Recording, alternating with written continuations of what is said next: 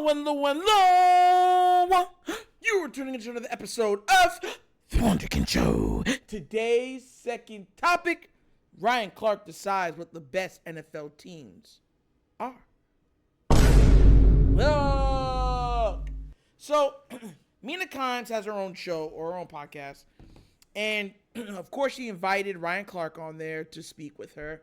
And they were talking about the best teams in the NFL. Now, this list is very subjective, to say the least, but Ryan Clark's opinion is usually respected amongst NFL circles. So I heard it, and I was going to play it. And after I'm done playing it, I'm going to tell you where they rank. So I'm going to give the reason why they put the Ravens where they put them, then I'm going to tell you who came before them, right? So without further ado, I'm going to talk about the Ravens, then we're going to break it down, all right? So let's get this party started. I love the way that you're doing this because it kind of lets you filter through the teams. But I'm taking the Ravens over the Packers because what we do know is that Lamar Jackson, especially so far, if we're talking the regular season, he's probably one of the best regular season quarterbacks already that's ever lived.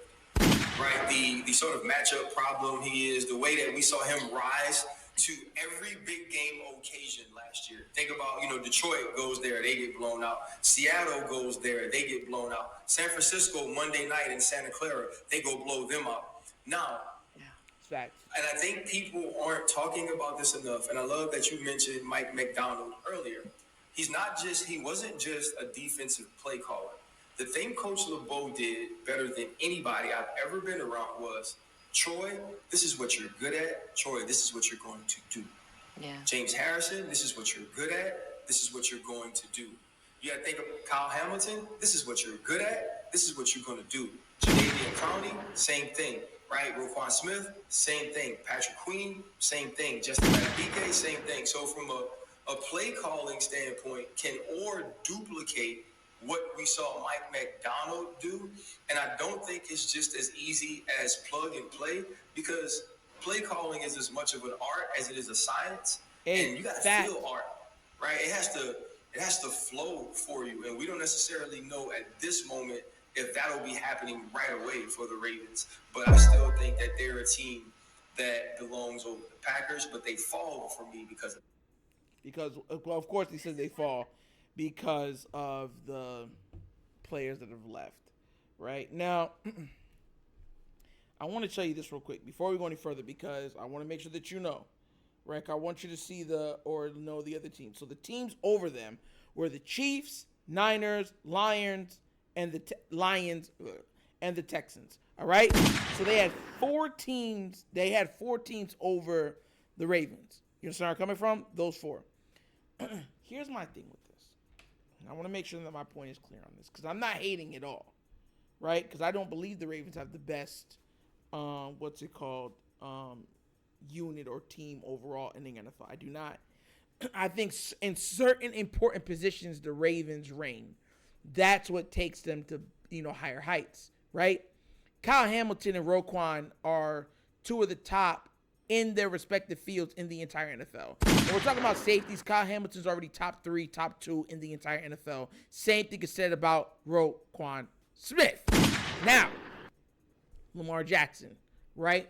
He is the force multiplier. Because of the matchup problems that he causes, right? It allows the Ravens to attack teams in a multitude of ways and get more out of paltry players than other teams would probably get out of those same players, simply because a lot of times everything is dictated usually because or how Lamar Jackson's lined up, how he's looking, what they're trying to do to slow him down, certain stuff like that. So other guys get more opportunities because of Lamar Jackson. That's a fact. You can't argue it.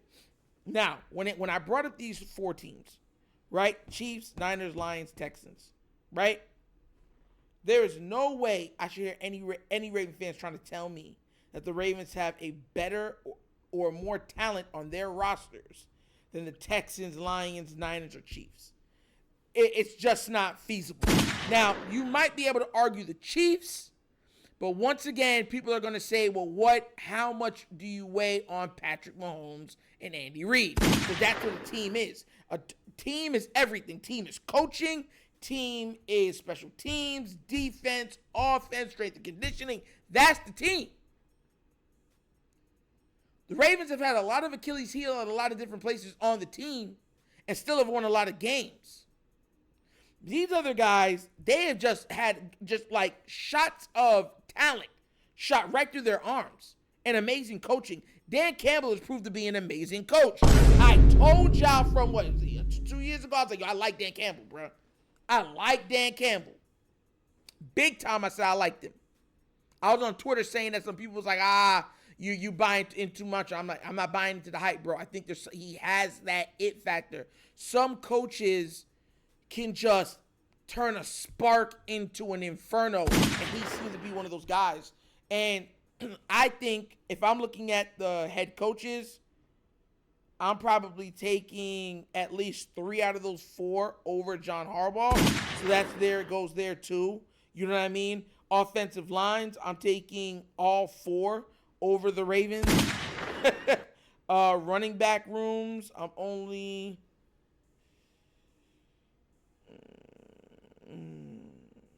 I want to take none of the Ravens. I like Derrick Henry. I've been wanting Derrick Henry. And same thing with the tight end room.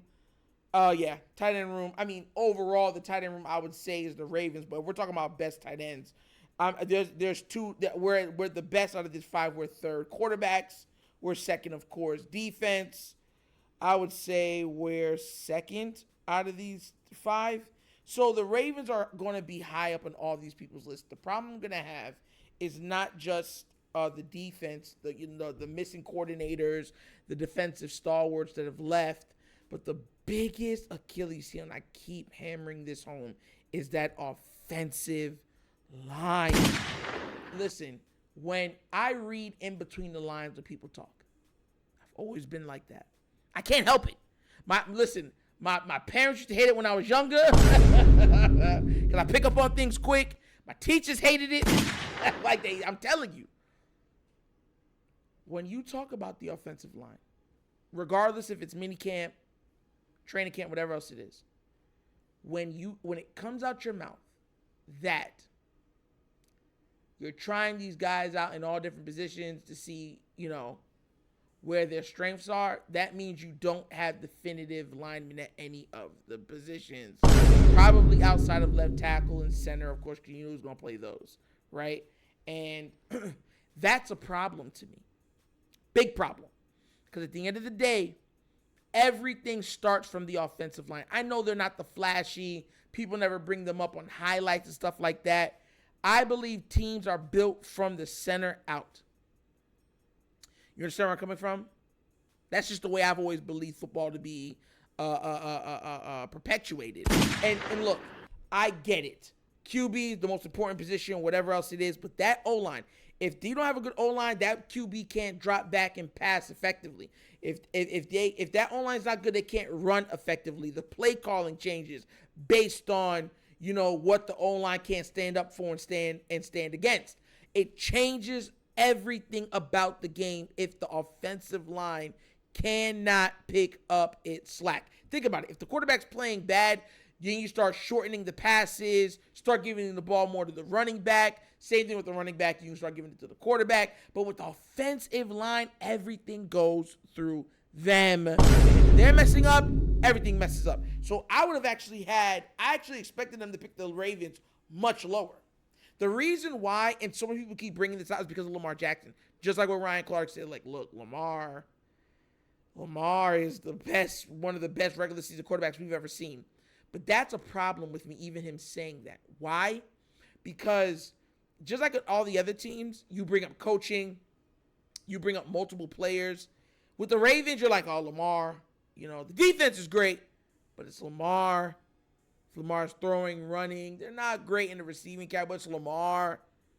Look, I like Lamar. I really do. I don't think it should be so Lamar-centric. This is coming from a guy that fully defends Lamar. You know what I'm saying? Because I respect him and I like him as a person and just as much as a football player. But I'm being real. We can't be so Lamar-centric. These teams are built better than the Ravens. The deciding factor is we have a better QB than them. That's why we keep winning. And I keep trying to tell people that every time the year starts out, we're usually lower on these lists. People are giving Lamar more, like, okay, bro, because he's a 2-time MVP now, which holds a lot of credence and weight and historical value of the NFL. That's fact. You can't even argue it. But outside of that guy wearing number 8, we have a lot of work to do. A lot. The offensive line with all the holes. How is Trenton Simpson going to play? How is Zach Orr going to call plays? Is Marcus Williams going to stay healthy? You know what I'm saying? How well are we going to do without Jadeveon Clowney on the line? Is Owe going to have a breakout season? Is Ojabo going to stay healthy? Is Madubuike going to repeat his success? Like, there's so many questions. I just wish that when people bring up the Ravens, it's more than just Lamar. Now, I get it. Some people's like, oh, it is more than Lamar. You just see Lamar. There's Roquan and stuff like that. We're not talking about defense. We're talking about the team in a whole. You know something? They're bringing up people usually because at the end of the day, no matter what it is, it's about putting points on the board. Defense is extremely important. You got to be able to make timely stops, slow down the other team. But if you're not scoring, you're not winning. I don't care how good your defense is. That's fact. That was the biggest problem with the Browns last year, right? So, you know, am I mad where the Ravens are? No.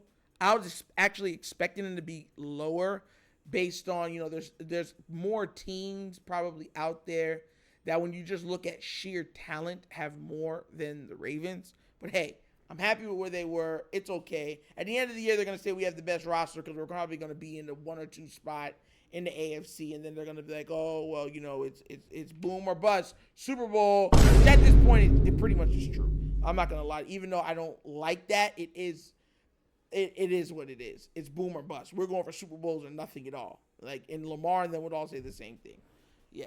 But what do you guys think? Do you agree with that list that they said, the best teams in the NFL, or are you looking at it more saying the Ravens could have been lower on this list, much lower, if you weren't putting so much emphasis on the quarterback? Let me know what you think down in the comment section, all right? But as always, that's the episode of The Wunderkind Show. Thank you for watching. Y'all know how we get down. We have fun and we laugh, but everything we talk about rooted in what? Facts and truth. Please do remember, like, subscribe, hit that notification bell. Guys, we're going for 10,000 subscribers. Tell everybody about The Wunderkind Show. Let's build this thing right.